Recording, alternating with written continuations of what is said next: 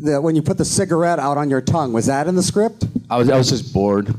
Yeah. I also ate a lit cigarette, which they wouldn't show. And I also stuck a cigarette in my nose, and I inhaled the smoke, and I blew it out in Aaron's face when I was standing this close to him. And Aaron's looking at me like, what the f***?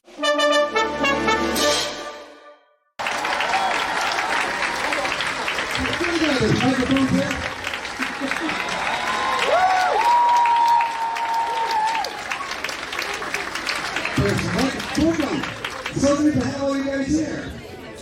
Yeah, put the mic clips on the bottom on that one, and clips up on this. Great to be here. Great to be here. Hello. Hello? Yeah, you just did. Hello? You're good. Hey, good to be here. Yes. It is absolutely great to have you here. We have actually a couple Pittsburgh Steelers fans that I've seen online. Can't get away from it, can you? Can't get away from it. And I'm sorry about Thursday night, but win or lose, I bleed black and gold. There you go. I helped get rid of your offensive coordinator, so thank you. Or you're welcome. So I got a couple questions for you guys, and we're going to open it up to the audience. So each of your characters are just like in a class of their own with like intensity and especially believability.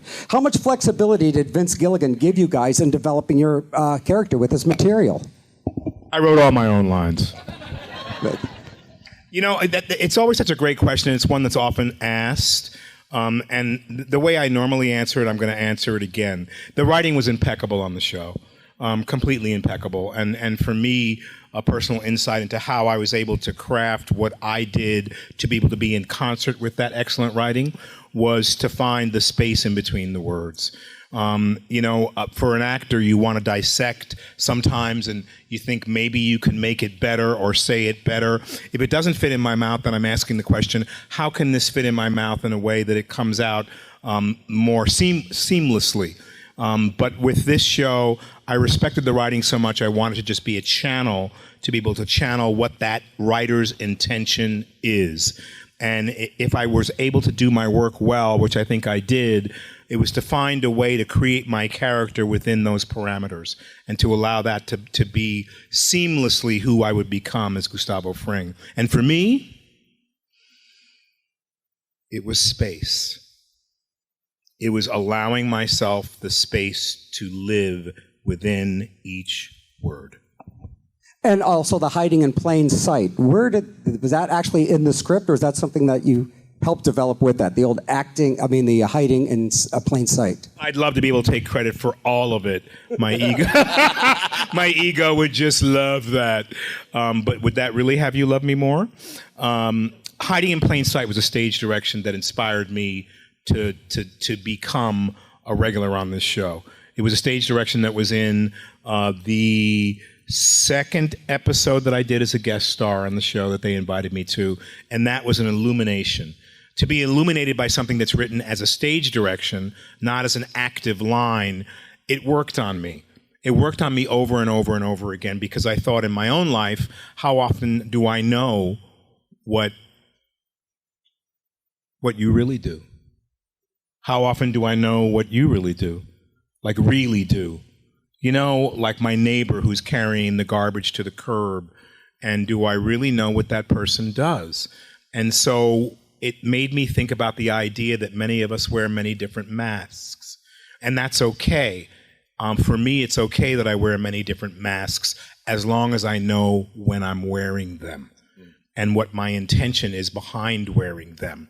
And it allows me to know who I am on a deeper level, and it allows me to know when I'm really being real and when I'm not. I have a daughter who just turned 20. When she was 14, we would be doing something and I'd go, ha, ha, ha. And she'd look at me and she'd say, Papa, cut out the fake laugh. And I'd look at her, that's not a fake laugh. And she said, oh, that's a fake laugh, and you do it all the time. And so it started to have me observe who I really am behind that mask.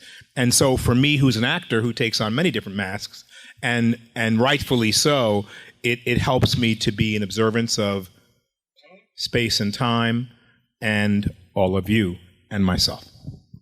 And how much flexibility were you given? My story is a little different. I turned down the part 3 times before I actually did it. And Vince called me and he said, what do we have to do to get you to do? But I was already shooting another show called The Closer.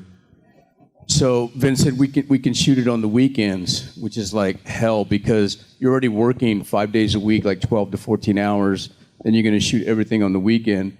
So, I'm talking to Vince on the phone, and I said, okay, shoot it on the weekend. I go, you can't change anything I do, and you have to pay me double what you offer.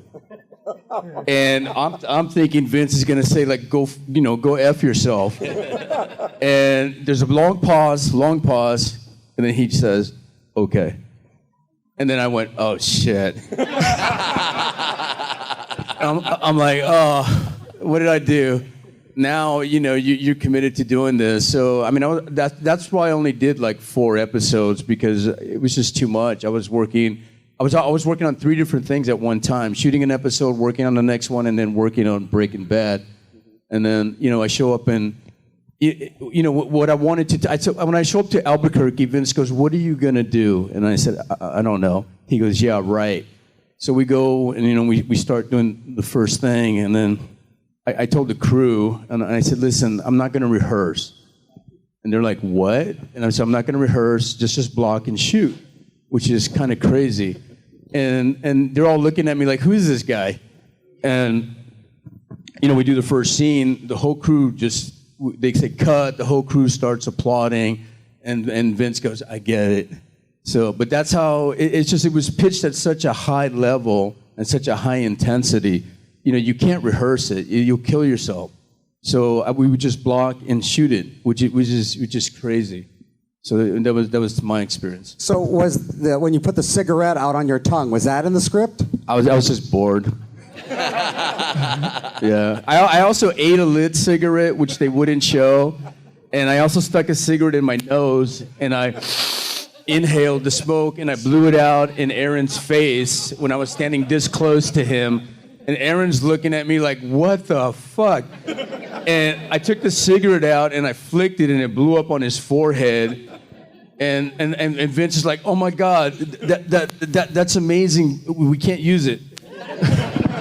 And then there was another take. There was a beetle on the ground. I picked it up. I was going to eat it. I lifted it up, and the beetle stood up and waved its arms.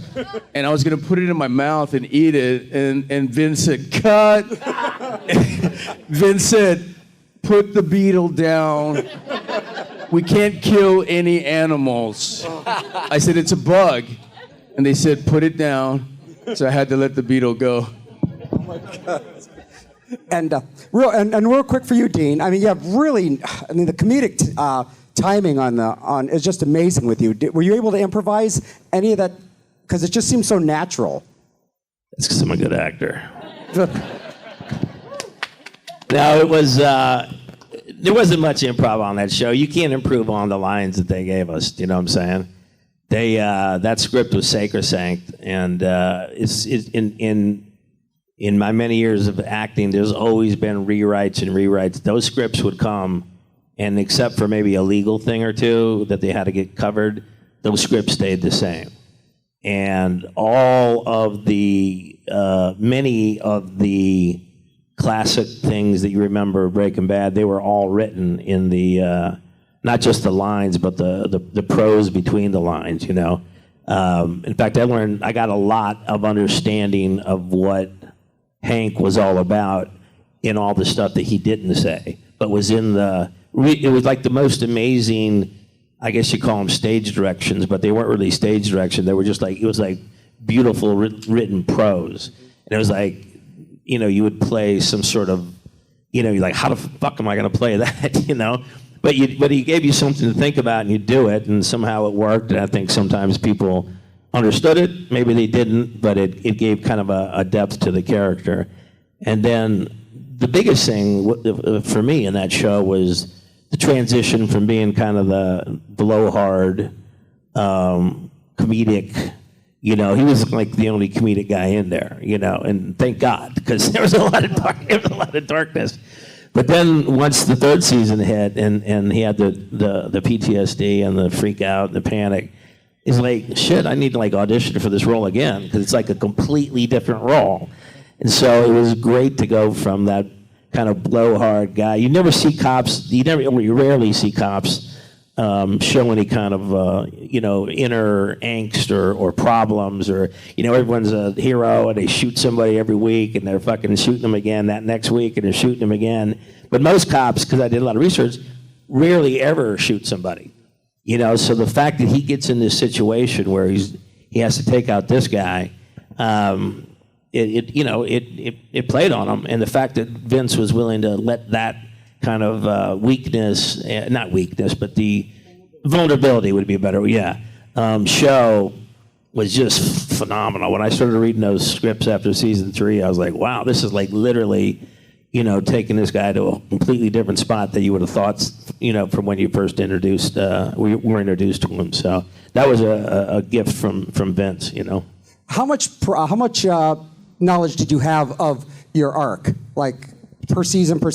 Was a lot of that kept under wraps and like, here you go, this is what's happening? It was a lot of that. It wasn't that it was kept under wraps. I guess it was intentionally kept under wraps.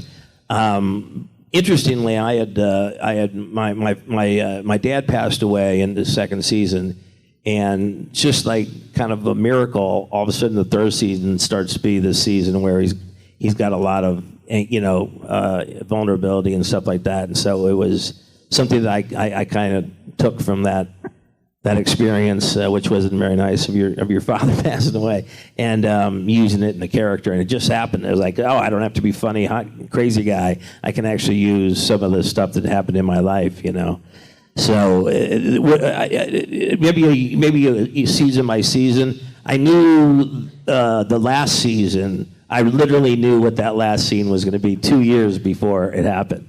Vince took me aside and said, "Spoiler alert, but you're gonna die, but you're gonna die with your dignity." And he said, "You're gonna say something like, fuck you, I'm Hank Schrader, And sure enough, 2 years later, there it was. And speaking of final scenes, Patrick, your final scene was probably one of the most intense things I've seen on TV. I have to ask you, how did you prepare for that, and how many takes? That was literally off the charts. Well, first of all, I want to get new agents because clearly I should ask for double and not rehearse. What? I didn't know that was an option.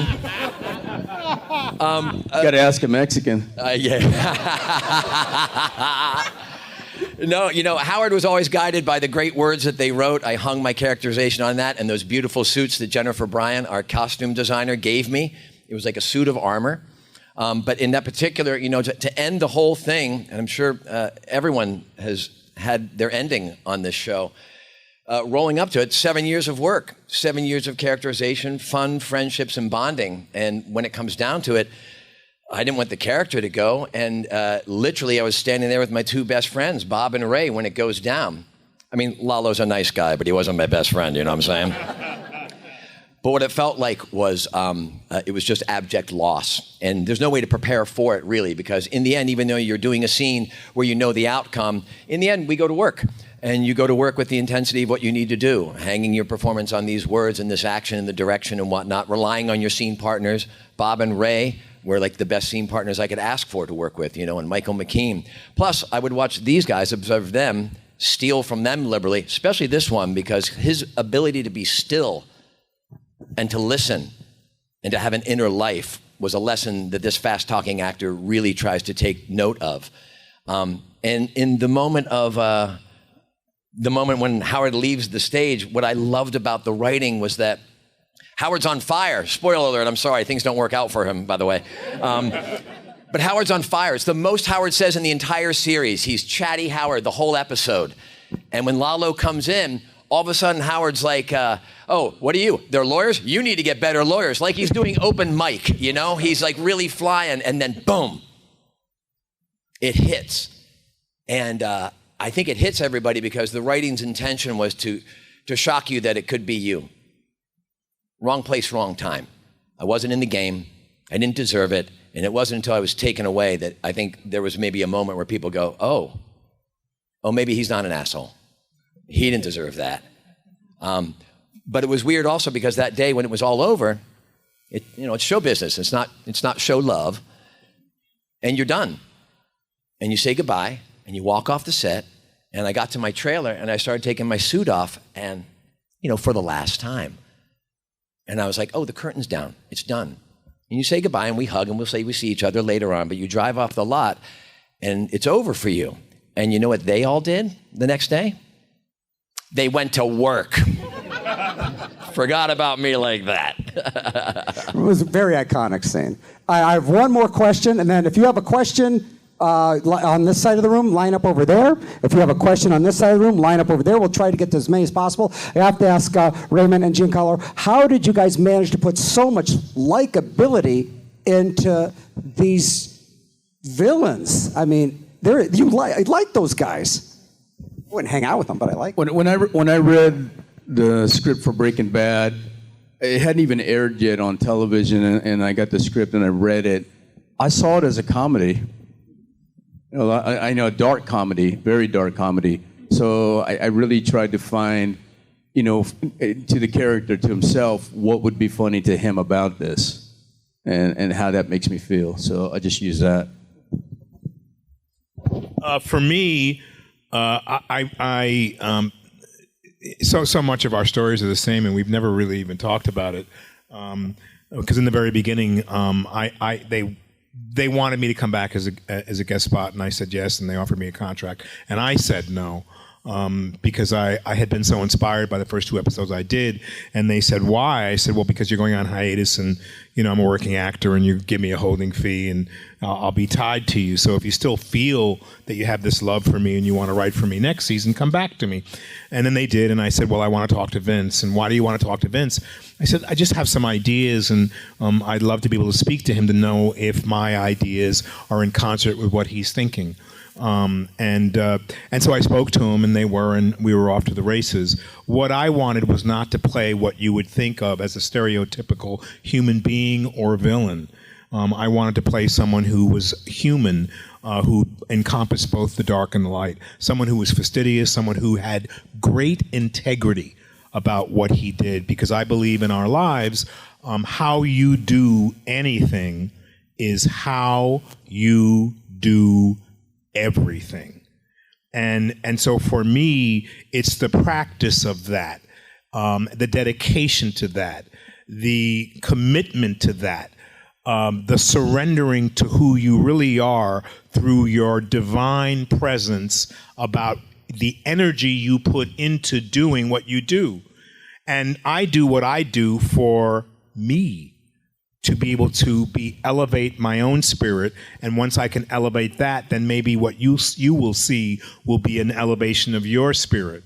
So for me, I wanted to play a very different kind of quote-unquote villain, because I believe in my heart that we all are light and dark. I believe in my heart that the hero is the flip side of the anti-hero, right? So I believe we're all heroes. It's the choice we make that allows us to be on the right side, light side, or the dark side, right? We make that choice. I make that choice every day.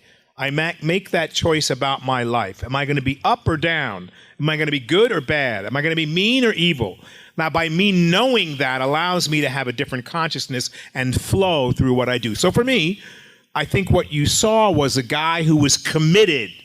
You got to commit in your life, right? You choose something, you commit to it, you follow it through. It's going to have its ups and downs. But if your intention is where it should be, you will always win.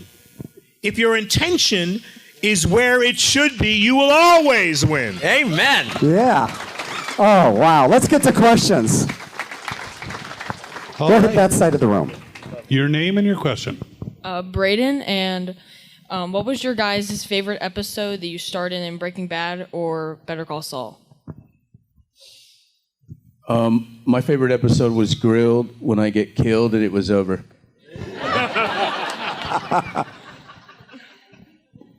My favorite episode was when I killed the motherfucker. Just kidding. Mine was where where I came to terms with the fact that Hank felt that it was such a God. It was so hard to say the lines without crying, because it was his realization that he wasn't the man that he thought he was. And it's particularly hard for a guy like Hank, who was this kind of blowhard, big guy, tough guy, and then he sits on the bed with his wife and he says, you know, the universe is telling me something, and I don't think I can be a cop anymore. And I thought, wow, that was gonna like just, you know, a man like him to have to say those lines and come to the realization that he might not be a cop anymore was my favorite. I liked Howard's last scene, I mean, the last episode a lot, but it wasn't just because of the blaze of glory, but I love the fact that he finally was able to say, I see it all, I get it, and he's the only one. He's the raving madman who actually sees the stars align, but there's no one to listen to, and I like that a lot. For me, it was 401 Box Cutter in Breaking Bad, because it was a scene where, I mean, for me, I profess that actors love to act, we love to talk, we love words, it's like poetry to us, and we are translators of those words. And in Box Cutter, there were no words, few words.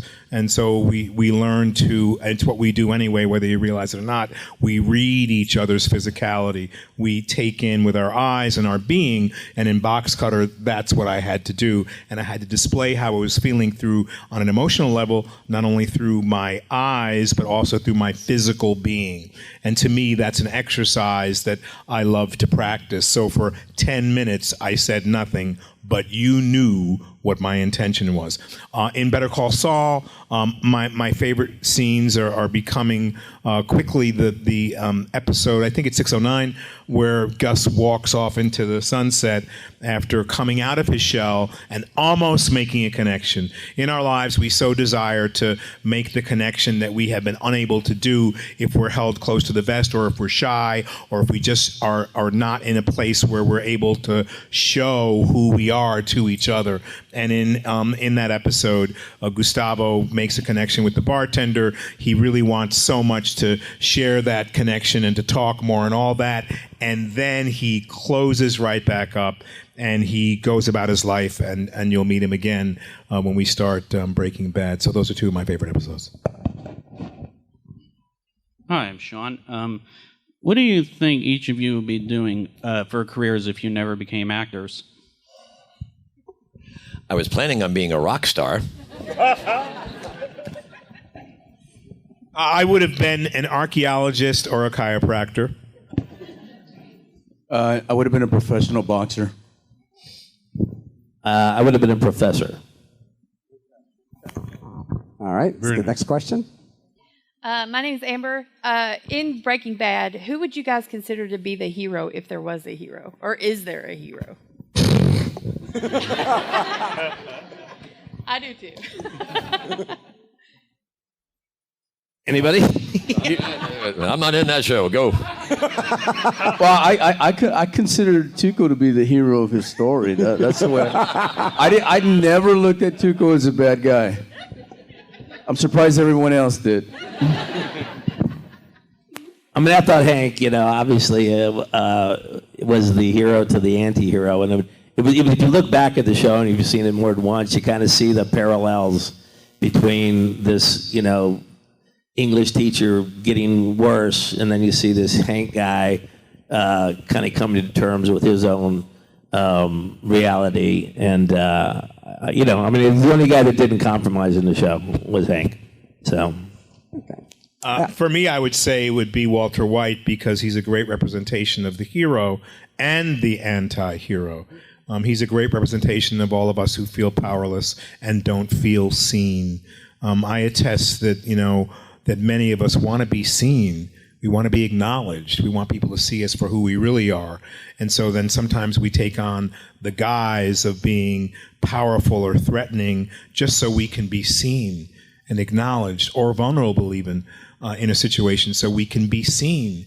And so Walter is all of that. He puts on the mask to be powerful. He has fear of death. He has goodness enough that he wants to supply for his family when he's gone, but it really grows into being more about his own power and his own feeling good about himself. How do we take all that when we wake up in the morning, no matter what we do, and look in the mirror and go, I can see myself. I'm seen. I'm where I should be at this time, and acknowledge that, love it, champion it, and then bring it to the world in that way. Oh. I get asked this question a lot because of the parallels, and my answer is always, I don't know that you can root for somebody who's going to kill, like blatantly, when they drug addled Aaron Paul's girlfriend and the boy in the bike.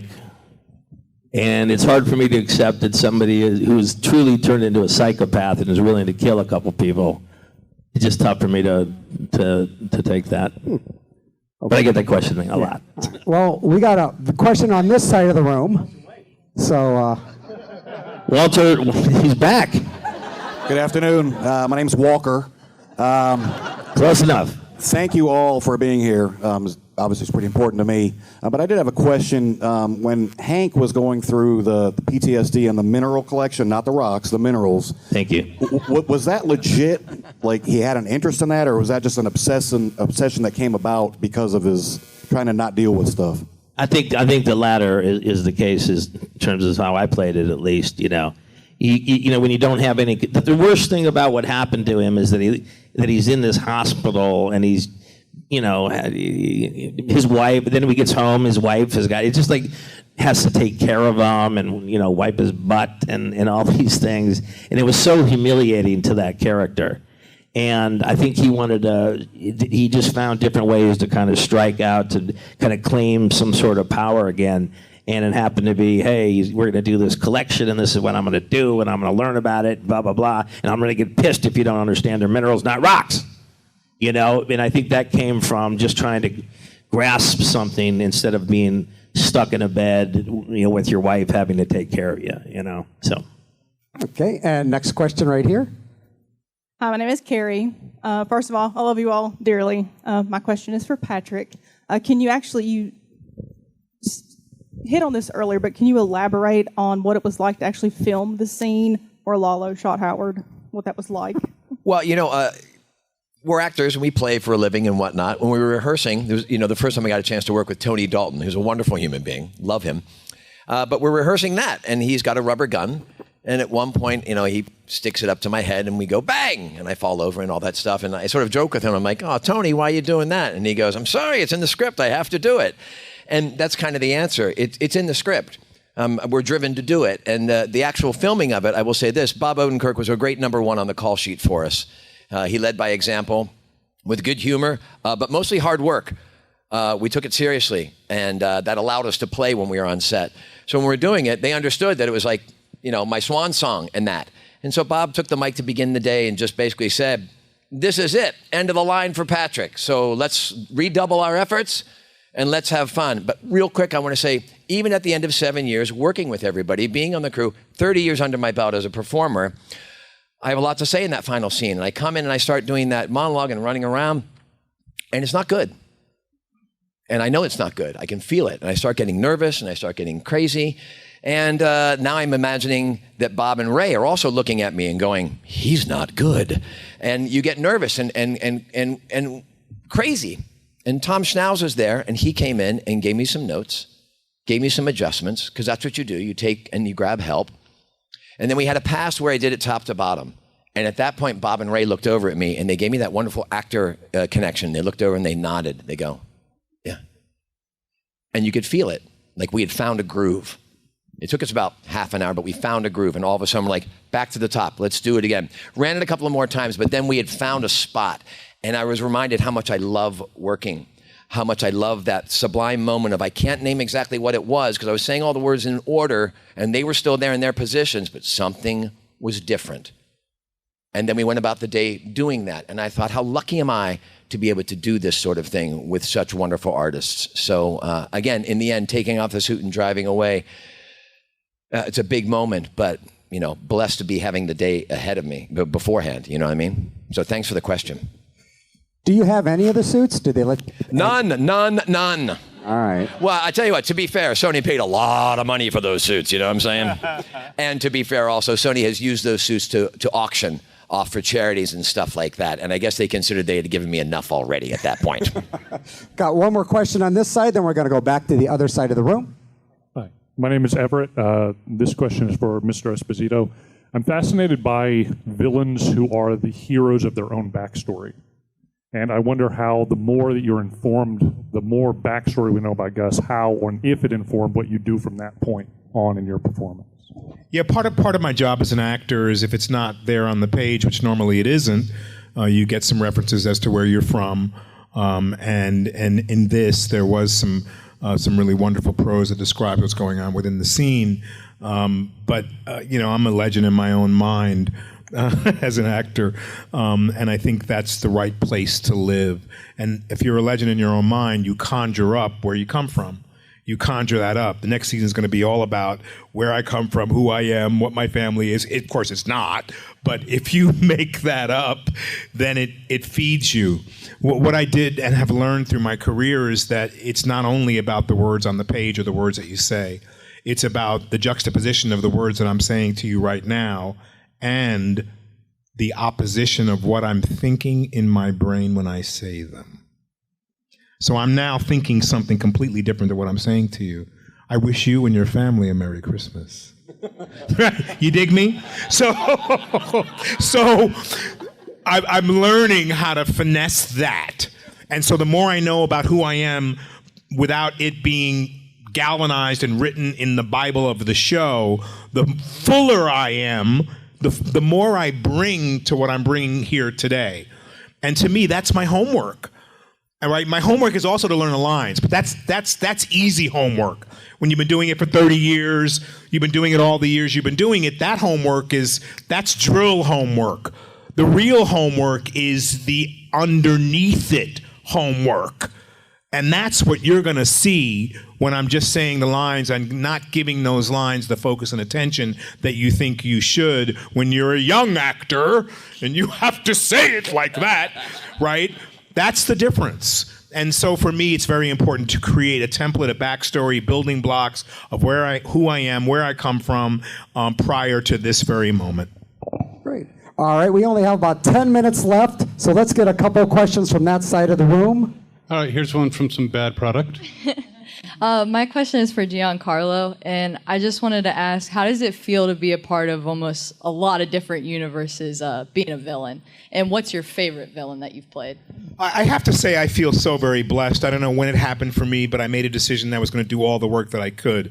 I wanted to work with people who were better than I am, writers, actors who were way better than I am, and not allow people who are smarter than me to make me feel small, but to allow myself to be vulnerable and present enough to observe and be in their presence and give myself my own validation and power. So for me, part of my success is that I'm in a lot of different shows with a lot of different demographics, fully committed to those shows and fully loving being in them. The other part of it is I've always asked the universe guidance in those choices. What is it about what I see in the material, forget the money, forget the contract, forget everything else, in the material and in who I'm gonna spend my time with, right?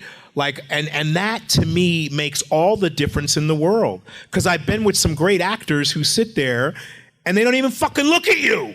Like, I'm here too, right? And that's not, that's selfish. But to be present and not in fear of being non-selfish. So anyway, long story short is I have a lot of shows out there that I fully commit to that I really love for very different reasons. Who's my favorite villain? Come on, man. Come on. Gustavo is to me, iconically has taught me so much, right? Like, I asked to be inspired and I was. And when I was inspired, they saw what I was doing and they wrote toward that inspiration. So for me, I didn't do anything. I took what was there, channeled it, and lived and said things truthfully in the moment that were real for me. So Gustavo is a gift to me. I was just able to, look, when the door opens, are you going to be ready? Like, have you thought about that? Your dream job, your dream moment, the dream part of your life that you always wanted, right? It's going to come. Are you ready?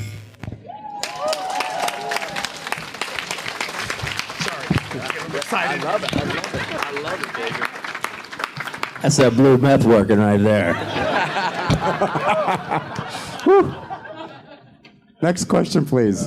Hello, my name is Casey, and I was just wondering, were there any parts of the show, like scenes or episodes, that you thought were going to be like a certain way, and then when you watched it, was like drastically different, or did everything like play out exactly like you thought it would? Well, there was a lot less close-ups of me than I thought. I can tell you that. That never leaves me. You do a scene and you think, oh, I've done this scene. It's going to be all about me. And even though I know I'm not supposed to think like that, I'm not thinking that. I'm an adult. I'm mature. Blah, blah, blah, blah, and then I see it and I'm like, well, why are they on Bob? That was a really good moment. Why are they shooting Ray Seahorn? You know, and it's like, my mother would call. My mother and father would call after seeing the show. They had not seen Breaking Bad, I'm sorry. The lovely folks, they live in Mechanicsburg, Pennsylvania. They're now 90 and 86, and they watched, yeah, absolutely. So blessed to have my parents alive. They would watch the show. They don't have a DVR. They watch it at 10 o'clock at night. I know they're sleeping through most of it. But without fail, they would call me at 11:05 East Coast time and call me in to say, hi, Pat, we watched the show. You weren't in it very much this week. And I keep that in my brain to remind myself, it's called Better Call Saul, not Better Call Howard. You know what I'm saying? Okay, next question. Hello, my name is Taylor, and I'm from New Mexico. And this one is towards Hank.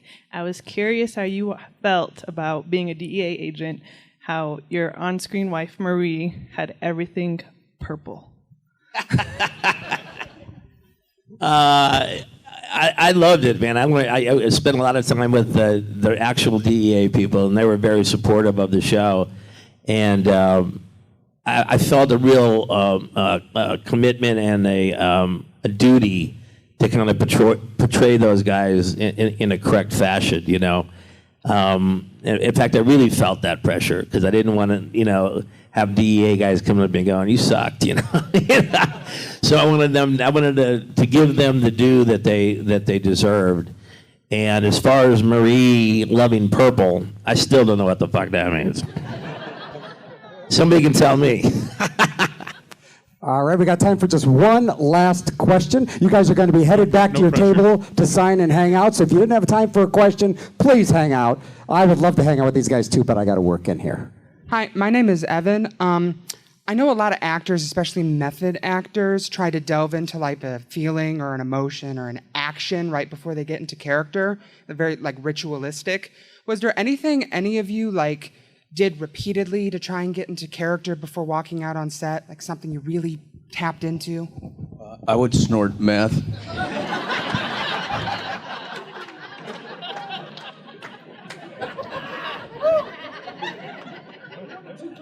And I'd like pretend to bust them, so. Come on, Pat. Come on. Yeah, no meth for Howard, sorry. Like I alluded to this before. I'm quick. I get in my own way. I don't allow things to happen. So the suits were real big for me. The suits gave me a sense of armor and gave me a sense of purpose. And I allowed myself to be. The old Cary Grant, he used to talk about when he would walk, he would try not to break the seam of his pant when he walked. And that gave him his motion. And I thought, protect the suit. The suit is my thing. And it really was a forefront for me. So it wasn't much of a ritual, but all right. I looked in the mirror and I said, man, you're good looking every time I went out. Oh my gosh, I love it. I had the opportunity of directing, was it 606? Yeah. And being in your office and really experiencing how you did wear that suit and how that allowed you to light up.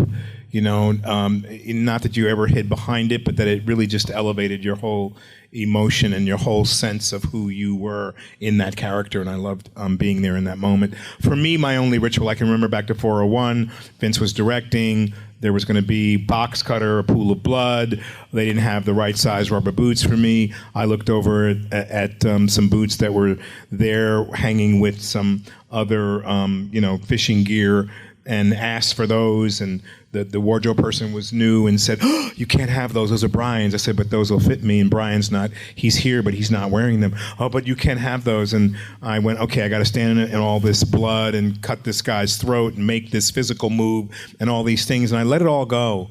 And so the ritual for me was to leave the space for anything to happen, to shut up, to observe the chaos, to stand in the corner and be quiet, because I'm gregarious. I like to talk and hear all the actors' stories and all that. But when I'm there on a set and we have so much time to shoot, I realize your preparation, especially for Gustavo Fring, was silence. So people would come up to me and they'd think I was in a bad mood. Are you okay? Are you okay? No. And I would say very kindly and gracefully, I'm fine. And I would turn to the wall, because I'm gathering myself, right? It's, to me, what I do is a meditation and a prayer. I honor it very, very deeply in my heart and soul. And if I can stay in that place for that particular character, that was the best preparation I could ever do, because but there's this. Yeah, right? I can really see you. I'm not seeing my words, I can see you. I can shut up. I can see you. Right? And so to me, that practice has helped my life. Right? And so for me, it was that. That was my little ritual. I love doing it, and also standing very straight and very tall and very proper. There you go. Give it up. You guys are awesome. They're awesome. Thank you. Team North Swim and Cruise, Giancarlo Esposito,